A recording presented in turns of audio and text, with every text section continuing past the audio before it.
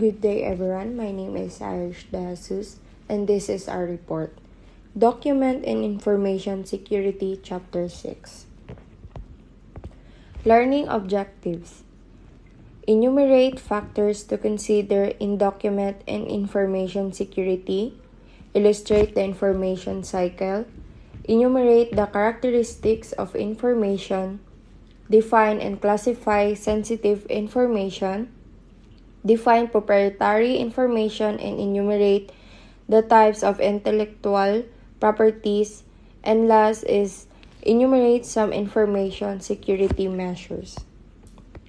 Document and information security. The process of safeguarding documents and files from unwanted access or theft. It also refers to procedures carried out to prevent data from being manipulated or reproduced wrongfully. Protecting crucial documents has become progressively more critical in this age of fast-growing technology. So, implementing an efficient and effective document and information security program requires knowledge and skills in the field of document and information technologies as well as management. Its management relies on a clear understanding of the types and uses of document and information within an organization. Types of documents. Class 1, vital document, an irreplaceable record, reproduction of which does not have the same value as the original. Class 2, important document, a record, reproduction of which will involve considerable expense and labor or considerable delay. Class 3, useful document, a record, the loss of which may cause inconvenience but could be readily replaced and may not present insurmountable obstacle to the prompt restoration of the business. Class 4, non-essential document, a record that may include daily files, routine in nature, the loss of which will not affect the organization's operation. This class represents the bulk of the record, which can be kept in ordinary files ready for reference if needed and usually discarded after some period of time. Factors to consider. First, document and information security is based on the premise that the government has the right and duty to protect official papers from unwarranted and indiscriminate disclosure. Second, the authority and responsibility for the preparation and classification of classified matters rests exclusively with the originating office. Third, classified matters shall be categorized according to their content and not to the classification of file in which they are held or another document to which they are referred. Fourth, classification shall be made as soon as possible by placing appropriate marks on the matter to be classified. Fifth, individuals whose duty allow access to classified matter while it is in his possession shall ensure the distribution of such matter on the need-to-know basis only and to properly cleared persons only. Stages of information cycle. Information occurs through various stages. Familiarization of the different stages can provide significant analysis on how it can be protected. Creation. During this stage, information is discovered and developed.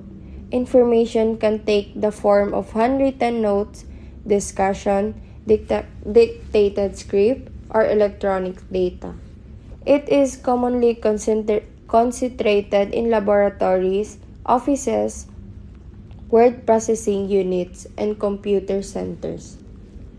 Here's undoubtedly. Information is created for use. This stage involves a process wherein people act on the information for the purpose of deciding based on the information, soliciting support or information others. When information is used, it usually includes duplication as well as distribution.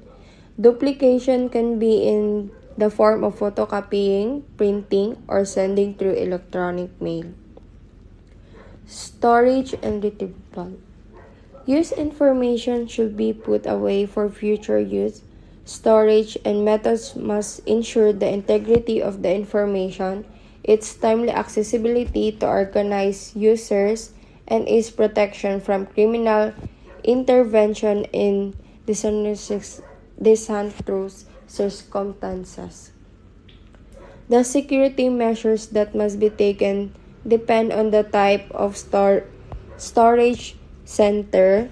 The storage means the storage technology used, more importantly, the experience and dependability of the personnel who will handle the storage and retrieval of information must be considered. Transfer. This involves the transfer of information from active to inactive storage. Inactive records are usually located in remote areas less accessible to users. Special security precautions should be taken at the time of the transfer and when records are on the way from one place to another. The last one is disposition. This is the last stage of the cycle information.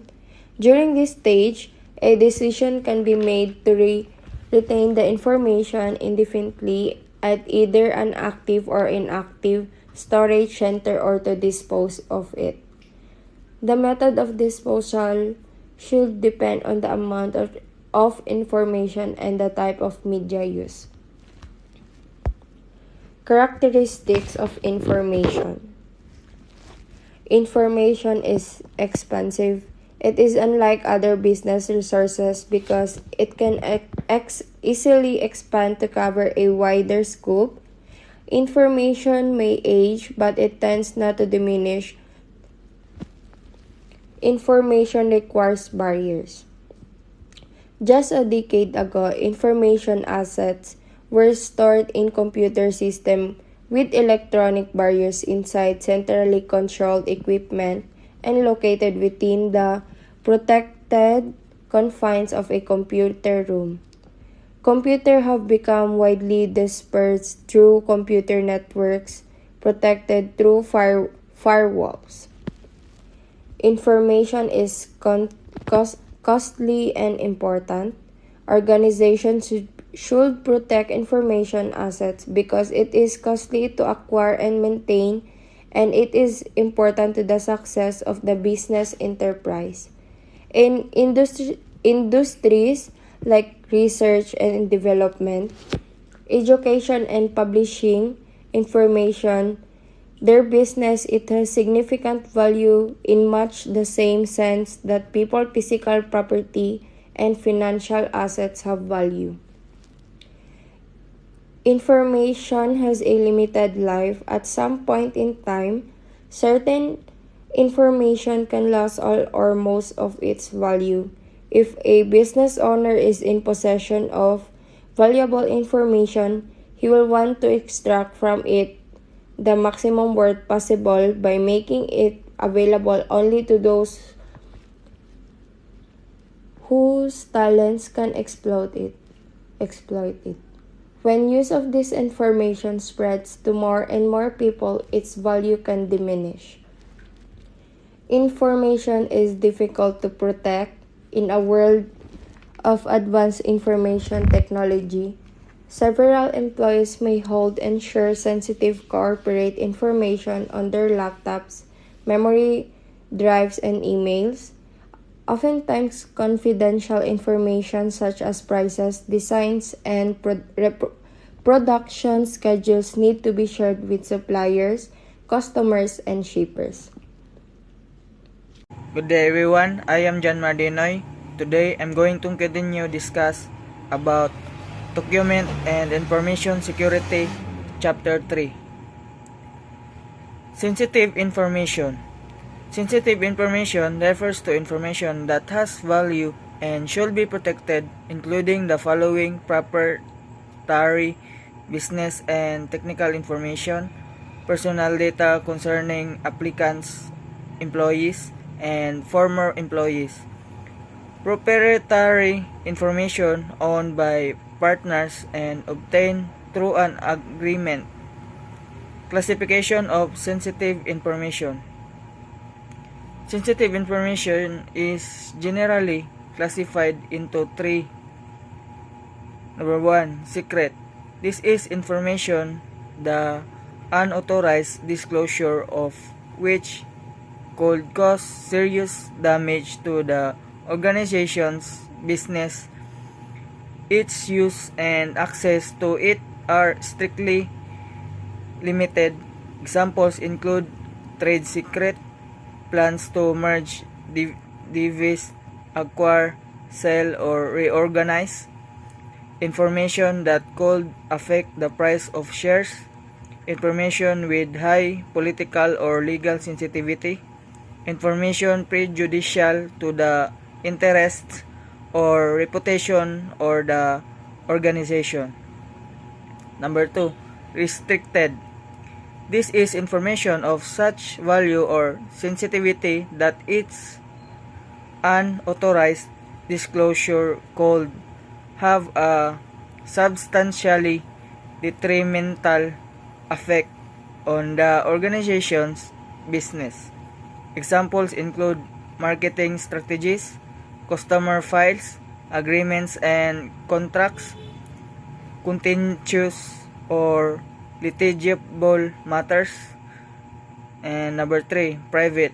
This is information relating to employees.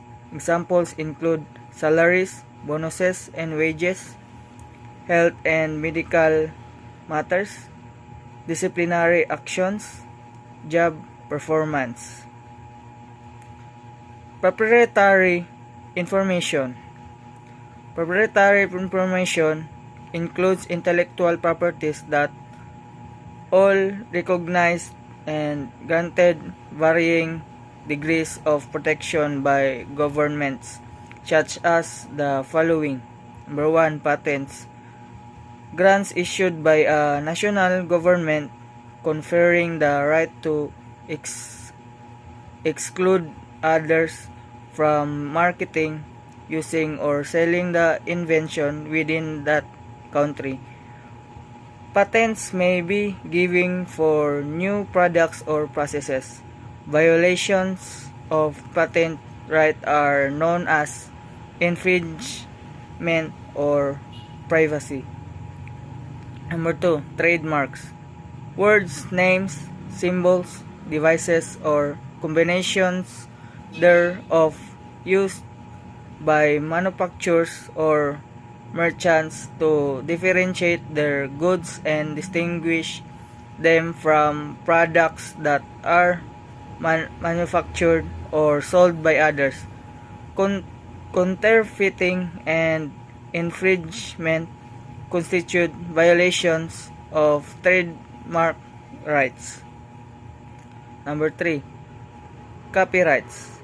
Productions given by a national government to creators of original literary, dramatic, musical, and certain other intellectual works that owner of a copyright has the exclusive right to reproduce the copyright work, prepare derivative works based on it, distribute copies and perform or display it publicly. Copyright violations are also known as infringement and piracy. Number 4, trade secrets. Formulas, patterns, compilations, programs, devices, methods, techniques, and processes that devise economic value from not being generally known and not ascertainable except by illegal means. A trade secret violation in the vocabulary of the law is a misappropriation resulting from improper acquisition or disclosure. The key elements in a trade secret are the owner's maintenance of confidentiality, limited distribution, and the absence of patent. Information security measures. It was already demonstrated in the previous chapter on personal security that organizations face a wide spectrum of risks to protect information assets. Sensitive information such as those illustrated above can be vulnerable to threats not only from individuals external to the organization but from so-called insiders as well. Security screening. The job applicants, current employees, contractors, and other individuals who could be sharing sensitive information with the organization may have their background checked from affiliation with non-activist or dissident groups or for any potential for insider activity. Restricted areas and identification. Physical barriers that control access to restricted areas can serve as a deterrent and increase the likelihood of identifying unauthorized individuals. The organization can employ a series of identification methods from photographic identification cards, barcodes, voice analysis, and retinal scan to enhance entry restrictions within high security areas inside the facility. Technology security measures. The organization may use technological security measures to prevent individuals from accessing communication or data storage media from external sources. In addition, security personnel can enforce restrictions against electronic devices such as mobile phones, cameras, and voice recorders that could record or access sensitive information within certain areas inside the facility. And that's all my report. Thank you.